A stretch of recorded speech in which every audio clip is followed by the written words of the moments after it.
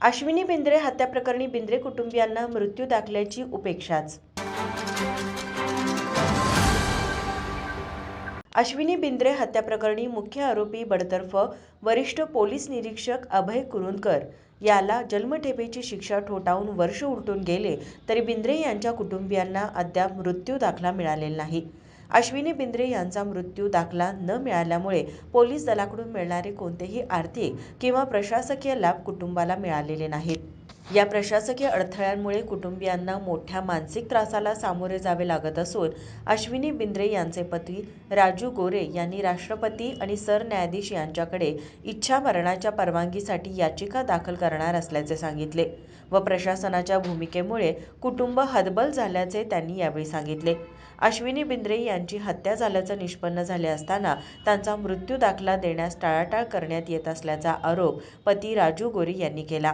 महाराष्ट्र शासनाने किंवा राज्याच्या पोलीस महासंचालकांनी अश्विनी बिंद्रे हत्याकांडातल्या आरोपींना च्या बाबतीत हायकोर्टला अपील केलं नाही किंवा अश्विनी बिंद्रेचा मृत्यू झाला हे अजूनही राज्य सरकार मान्य करत नाही। त्या बाबतीत त्याचा मृत्यू दाखला देत नाही। मृत्यू दाखला दिला नसल्यामुळे तिच्या मृत्यूनंतर तिच्या मुलीसाठी जे मिळणारे फॅसिलिटीज आहेत किंवा ज्या तिचे जे ड्यूज आहेत ते दिले जात नाहीत किंवा आम्हाला महाराष्ट्र शासन कुठल्याही प्रकारचं किंवा राज्य पोलीस महासंचालक कुठल्याही प्रकारचं आम्हाला एंटरटेन करत नाही।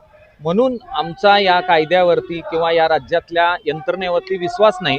म्हणून आम्ही राज्य शासनाच्या अगेन्स्टमध्ये किंवा आम्हाला राष्ट्रपतींकडे चीफ जस्टिस ऑफ इंडियाकडे आम्हाला इच्छामरण मिळावं यासाठी ॲप्लिकेशन गेल्या 6 फेब्रुवारीला दाखल केलेलं आहे। त्याची प्रोसेस सुरू आहे, पाहू काय होतं ते।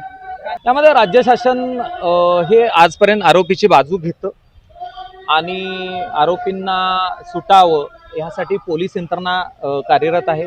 त्यामध्ये सगळ्यात जास्त पोलीस यंत्रणा कार्यरत आहे नवी मुंबई पोलीस आणि त्याच्यानंतर कोल्हापूर पोलीस। त्या बाबतीत मी वेळोवेळी दाद मागितलेले गेल्या 10 वर्षामध्ये ह्या सगळ्या गोष्टी आम्ही आपल्या निवेदनाद्वारे राज्य शासनाकडे कोर्टाकडे आल्या। ह्यामध्ये आता सध्या ज्युडिशियल सुद्धा सामील झालेलं आहे।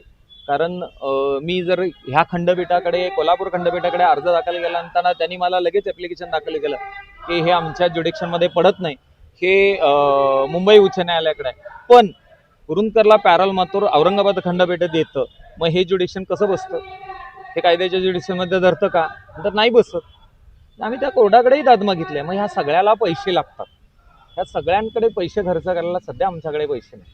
कारण ह्या सगळ्या 10 वर्षाच्या प्रवासामध्ये आम्ही जवळजवळ 8 ते 9 रिट पिटिशन हायकोर्टला तपास व्हावा, हा तपास अधिकारी मिळावा आणि ज्या महिला पोलीस अधिकाऱ्यांनी तपास केला तिलाच निलंबित कसं करता येईल या पद्धतीत राज्य शासन धडपडा लागलंय।